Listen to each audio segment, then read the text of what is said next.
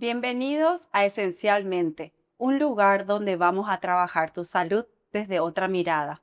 Soy Jennifer Sommer, queremos ayudarte a mejorar tu salud, a interpretar aquellas alteraciones que conllevan a una enfermedad y sobre todo a recuperar esa energía y bienestar. Esto es medicina y nutrición funcional, una medicina que no solamente trata los síntomas, sino las causas. El tema que hoy vamos a hablar es eje intestino-hígado. Tenemos como invitada a la licenciada Jimena Quevedo, especialista en microbiota, y hoy cada vez más adentrándose en lo que es medicina funcional, parte esencial. Así que Jime, gracias. Gracias a vos, Jennifer, por el espacio. Realmente para mí es un gusto poder compartir lo que hacemos en el día a día. No, y la verdad que con Jime elevamos muchísimo el nivel acá en la clínica. Ella vino y aporta día a día con conocimiento, con cursos que se va a hacer. Así que Jime, este tema que es tan interesante, ¿por qué traigo acá en mesa? Primero porque creo que la primera ruta metabólica cuando empezamos a hablar sobre salud es intestino y hígado. Y veo que la mayoría de la gente que viene, viene con otros objetivos. De pronto viene para bajar de peso o de pronto viene porque tiene un evento. Y ahí me encuentro con un intestino totalmente alterado. Y no solamente con un intestino, sino que conlleva una alteración de vuelta hepática. Jime, ¿cómo está relacionado intestino-hígado hoy? El eje intestino-hígado, súper bien conocido, tal vez no tan estudiado todavía, tiene mucho que ver con lo que pasa en el intestino dentro de ese contexto, Jennifer, de la microbiota intestinal, de ese ecosistema de microorganismos que tanto se habla, que vemos en todas partes, bacterias, virus, hongos, parásitos, que a través de lo que ellos procesan pueden mandar señales bidireccionales a nuestro hígado y viceversa. También el hígado, si es que enferma, puede llegar a complicar ese equilibrio microbiano. Y ahí todo lo que entra, todo lo que se metaboliza en el intestino termina parando en el hígado de alguna otra manera. Cuando un intestino está sobrecargado de bacterias, de parásitos o tiene una mala digestión de alimentos, rápidamente se ve indicadores en sangre o síntomas en pacientes. ¿Qué indicadores vos tenés en cuenta cuando empezás a estudiarle a un paciente? Cuando vamos a hablar de hígado, el primer marcador que yo veo en el laboratorio químico del paciente son las enzimas hepáticas o las transaminasas. AST, ALT, YYT. Lo óptimo, lo ideal, Jennifer, siempre es que el paciente tenga por debajo de 20 puntos. Por encima de 20 estaríamos teniendo ya un paciente con algún tipo de oxidación, vamos a decirle, a nivel del hígado. Y Jimé, ¿qué síntomas vos ves? ¿Qué síntomas presenta para que yo pueda decir, eh, tengo y me siento relacionado con alguna alteración a nivel de intestino, siento síntomas que me relacionan a eso? ¿Qué síntomas vos percibís o el paciente viene a traerte cuando le entrevistas? Buenísimo punto, Jenny, porque los signos y los síntomas son acá súper importantes. Lo que más vamos a ver, y es interesante porque el paciente no lo va a relacionar con el hígado, es justamente el sabor metálico en la boca, mal sabor en la boca o aliento fuerte eventualmente. La persona que en ayuna se pone un poco amarillenta, mucho ojo, con la bilirrubina, el funcionamiento hepático del paciente. También el paciente que amanece con la cara muy hinchada, con los párpados hinchados, los ojitos hinchados, esa es una alerta de que algo está pasando en el hígado. Así como también, por ejemplo, la lengua amarilla. ¿Sí? Entonces, la lengua amarilla es un marcador importante de que algo está pasando no bueno entre ese eje intestino-hígado. Y cuando hacemos entrevista y cuando preguntamos al paciente, empezamos a mirar que sí, encontramos que el hígado está bloqueado, está inflamado y vamos un poquito más profundo y encontramos que ese intestino está permeable, ese intestino está sobrecargado de bacterias y ahí empezamos a preguntar cuál es la causa al cual nos lleva a tener esta alteración de hígado mirando desde el punto intestino, si es un problema de digestión, si es un problema de jugo gástrico, si es un problema de una alimentación el cual predispone a ciertos tipos de bacterias. Explícame un poquito más esto desde tu mirada, cómo vos haces. Cuando vemos un paciente de forma integral con la mirada de la medicina funcional y estamos evaluando ese intestino-hígado, tenemos que saber que ese hígado y ese intestino se relacionan no solamente por el detox, ¿verdad? El detox que todos hablamos, el detox del jugo verde que pensamos que es, pero en realidad es un proceso fisiológico súper natural que se da en algunas células del cuerpo. Y si el hígado y el intestino se interconectan, por ejemplo, cuando se van a procesar hormonas, entonces un desbalance hormonal con un intestino no tan bien funcional puede llevar a desbalances más complejos a nivel hormona. Y vos sabes que también es un tema interesantísimo. Hay personas que genéticamente tienen mala capacidad de detox hepático. Y aquellas, bueno, hoy tenemos estudios que podemos identificar quiénes son, pero esas personas de por sí tienen más dificultad en liberar ciertas toxinas, ciertas hormonas.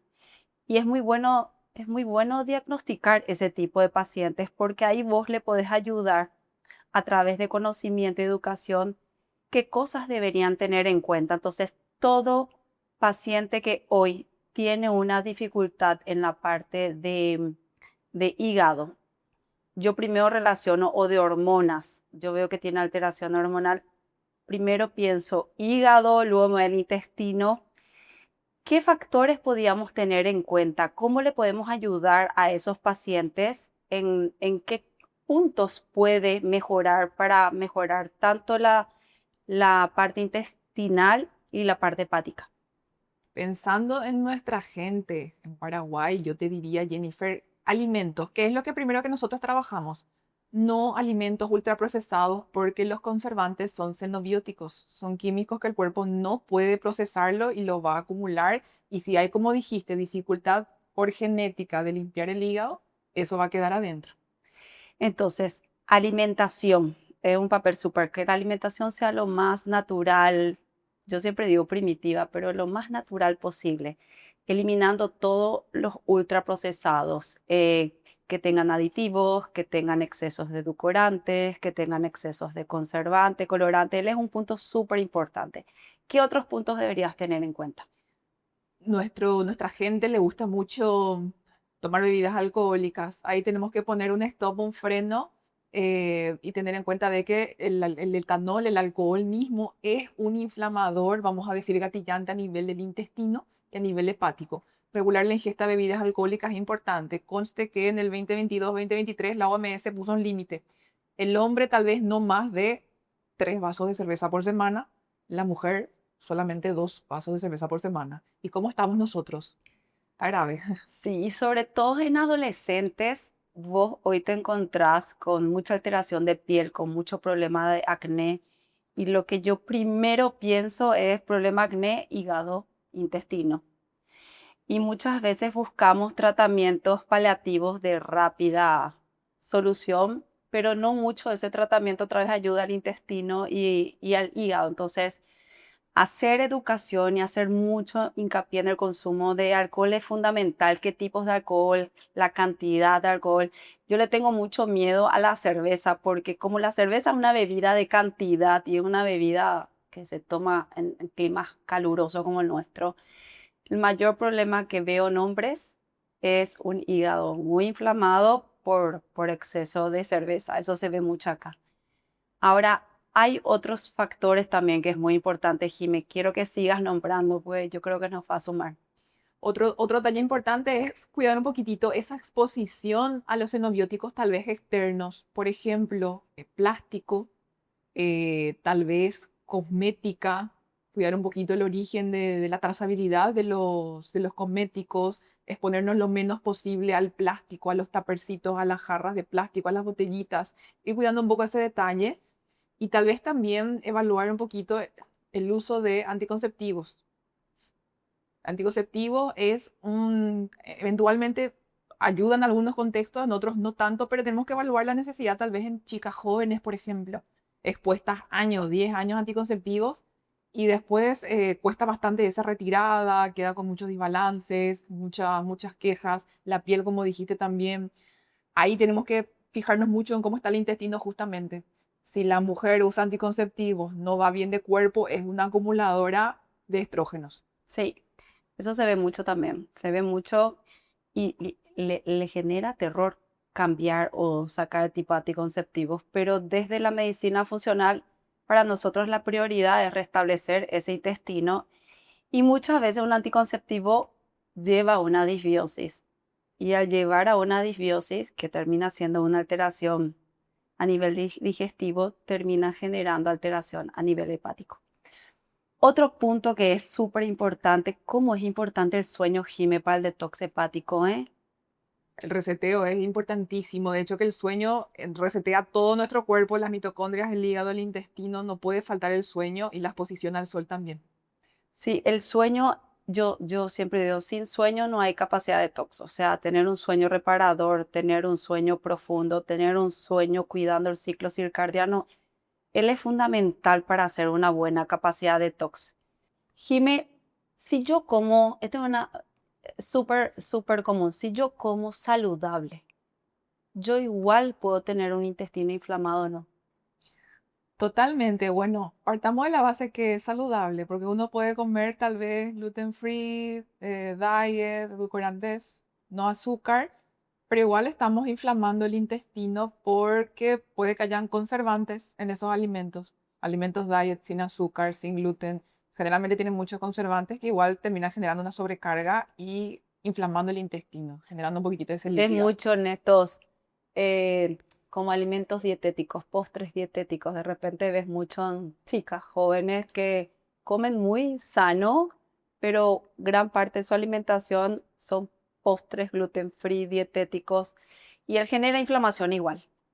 Ahora, aún así, esa persona que come bien, que come comidas saludables, ni siquiera hablamos de gluten free, comidas reales, él igual puede inflamar el intestino, ¿eh? Está el estrés también.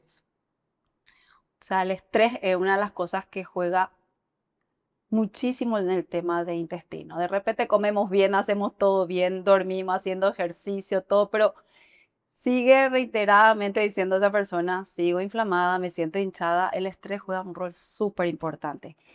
Y quiero puntualizar esto porque quiero que la gente empiece a identificar. Yo siempre digo que en medicina funcional es aprender a sacar aquellas cosas que nos hacen mal e incorporar aquellas cosas que nos hacen bien. ¿Qué es lo que más hoy daña el funcionamiento intestinal y hepático? Yo creo que lo que más daña es la sobrecarga de alimentos ultraprocesados, de químicos, de medicación, mencionando también bebidas alcohólicas, el alcohol, el cigarrillo, todo eso que puede quedar totalmente atrapado dentro del embudo del hígado. Yo ahí hablo muchísimo, o sea, ultraprocesado es lo número uno. ¿Y qué es ultraprocesado, verdad? Comentarle un poco a la gente, ultraprocesado es todo lo que requiere activos para mantenerse en el mercado, empaquetados, conservantes, edulcorantes, colorantes. Entonces ahí yo siempre le trato de recomendar, antes de comerte una barrita, trata de comerte frutos secos. Antes de tomarte un jugo, comete una fruta. Antes de comerte un nugget, comete una porción de pollo. Entonces, ayudarle un poco a que esa persona vaya entendiendo qué son ultraprocesados. Cuando hablo de medicamentos, así lo le pongo grande, medicamentos, evitar, porque estamos muy acostumbrados a solucionar cada síntoma con un medicamento. Estamos muy acostumbrados a que me duele la cabeza y tomo un ibuprofeno, creo que me voy a gripar y tomo un antigripal que tiene muchas veces paracetamol. Tengo algún síntoma gástrico y termino tomando algún fármaco gástrico. Entonces, estamos muy acostumbrados a callar los síntomas con medicamentos.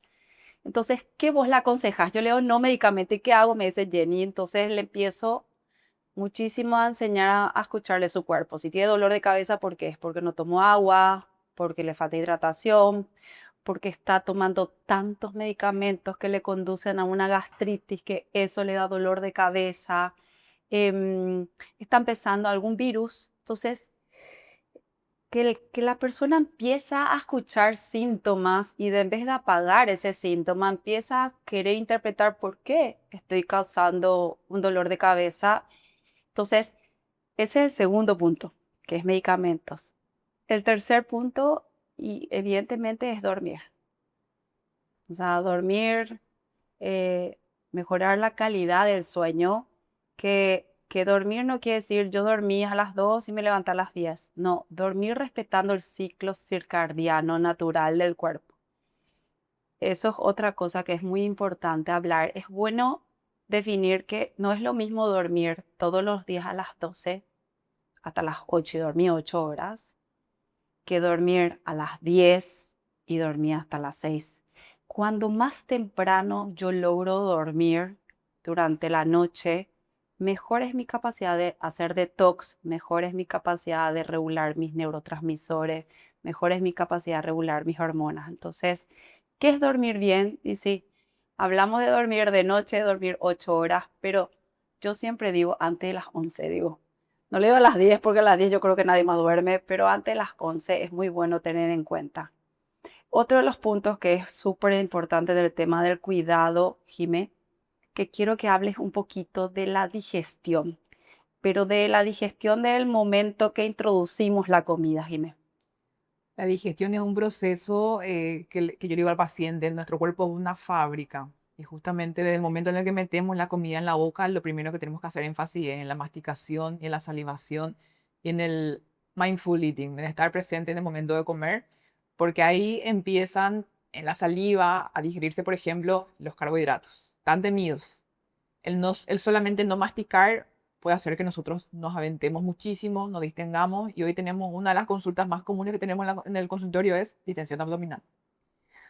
Y de ahí y el alimento va a ir de la boca ya directamente al estómago, que es un embudo digestivo hepático súper importante porque ahí está ese pequeño embudo de la metilación que no vamos a hablar tanto hoy tan profundamente, pero es un proceso químico que puede llegar a cambiar la expresión de nuestras células del ADN.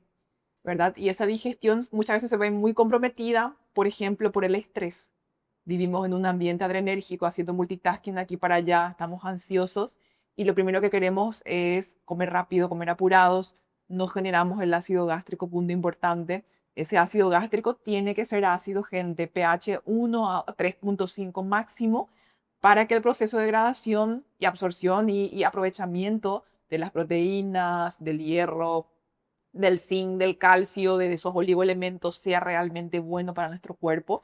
Ese ácido gástrico es fundamental de cuidarlo, de mantenerlo en un pH estable, de no tratar de tomar alcalinizantes, darle inhibidores de bomba protones. Ahí es cuando entramos complicados con la digestión y después con la detoxificación hepática. Sí, Jimé, es fundamental. La masticación, que es lo que genera saliva, esa saliva activa toda la producción de jugo gástrico.